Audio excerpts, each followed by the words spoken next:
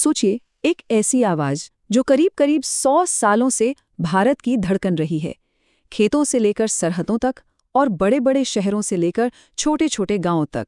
आज हम बात करने वाले हैं ऑल इंडिया रेडियो की कहानी की, जिसे हम सब आकाशवाणी के नाम से बेहतर जानते हैं। ये सफरनामा है इस बात का कि कैसे एक आवाज पूरे देश की पहचान बन गई। अब जरा इस आंकड़े पर गौर कीजिए, 99.19%। जी हाँ, आज आकाशवाणी की पहुंच भारत की इतनी बड़ी आबादी तक है। देखा जाए तो दुनिया के किसी भी पब्लिक ब्रॉडकास्टर के लिए ये वाकई में एक अविश्वसनीय उपलब्धि है। ये सिर्फ एक नंबर नहीं है, बल्कि इस बात का सबूत है कि रेडियो आज भी कितना जिंदा और कितना जरूरी है। तो फिर सवाल ये उठता है कि आखिर ये हुआ कैसे? कैसे एक अकेला ब्रॉडकास्टर इतने बड़े और इतनी विविधताओं वाले देश की, हम कह सकते हैं, एक तरह से सामूहिक आवाज बन गया?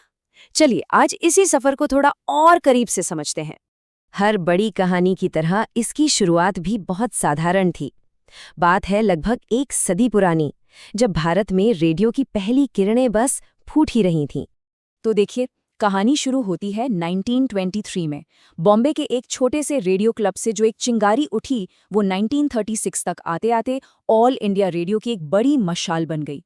आज़ादी के वक्त हमारे पास सिर्फ 6 स्टेशन थे, लेकिन इरादे बहुत बुलंद थे। और फिर वो दौर आया 1957 का, जब विविध भारती ने घर घर में मनोरंजन की परिभाषा ही बदल कर रख दी। मतलब ये सिर्फ स्टेशन नहीं खुल रहे थे, बल्कि एक राष्ट्र अपनी आवाज़ ढूंढ रहा था। वो तो थी शुरुआत की बात, लेकिन आज इस आवाज का कैनवस इतना बड़ा और इतना विशाल हो चुका है कि उसका अंदाजा लगाना भी मुश्किल है। ऑल इंडिया रेडियो की पूरी नींव, उसका पूरा दर्शन इस एक मंत्र पर टिका है, बहुजन हिताय बहुजन सुखाय, जिसका मतलब है ज्यादा से ज्यादा लोगों का कल्याण और उनकी खुशी।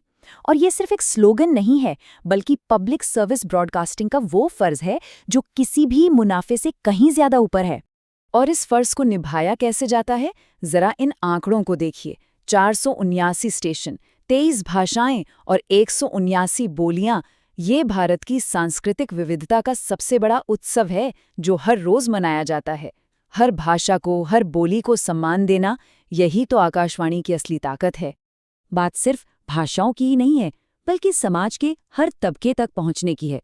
सोचिए, जब किसान वाणी पर कोई किसान मौसम का हाल सुनता है, या युवा वाणी पर कोई नौजवान अपने मन की बात करता है, या फिर सरहद पर बैठा कोई जवान जयमाला का कोई गीत सुनकर मुस्कुराता है, तब रेडियो सिर्फ मनोरंजन का साधन नहीं रहता, वो एक साथी बन जाता है। दशकों तक, खासकर ग्रामीण भारत में, रेडियो वो धागा रहा है जिसने पूरे देश को एक सूत्र में पिरो कर रखा है। एक वक्त था जब सड़कें नहीं थीं, टीवी नहीं था, तब रेडियो ही था जो सूचना, शिक्षा और विकास की बातें दूर दराज के गांव तक पहुंचा रहा था।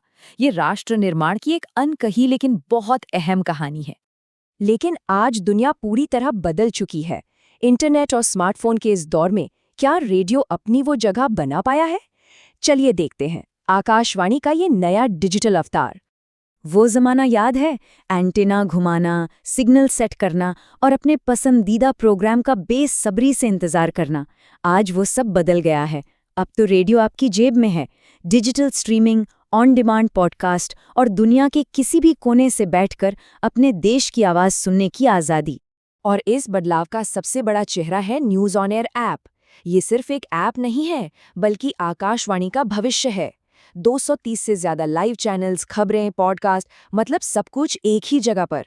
सच कहूं तो इसने रेडियो को एक बार फिर से युवा पीढ़ी के लिए पूरी तरह से प्रासंगिक बना दिया है। और ये आवाज अब सीमाओं के पार भी गूंज रही है।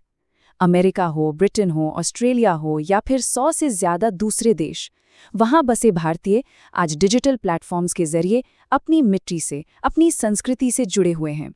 तो आकाशवाणी अब सिर्फ ऑल इंडिया रेडियो नहीं रहा, बल्कि एक ग्लोबल वॉइस बन चुका है। तो इस पूरे सफर को देखने के बाद आज के इस दौर में आकाशवाणी का मिशन क्या है? क्या वो आज भी उतना ही जरूरी है जितना कल था? इसका मिशन आज भी वही है जो कल था, सूचना, शिक्षा और मनोरंजन। और शायद आज इसकी जरूरत पहले से कहीं ज्यादा है। एक ऐसे दौर में जहां हर तरफ इतना शोर है, एक भरोसेमंद आवाज का होना बहुत बहुत जरूरी है। और यही आकाशवाणी का ध्येय है, बहुजन हिताय बहुजन सुखाय। और जाते जाते एक सवाल पर सोचना ज़रूरी है। आज जब हमारे पास चुनने के लिए हज़ारों चैनल और अनगिनत प्लेटफॉर्म है, तो उस एक आवाज़ का क्या मोल है, क्या कीमत है, जो किसी एक के लिए नहीं बल्कि सबके लिए बोलती है? शायद इसी एक सवाल में पब्लिक ब्रॉडकास्टिंग का भविष्य छिपा है।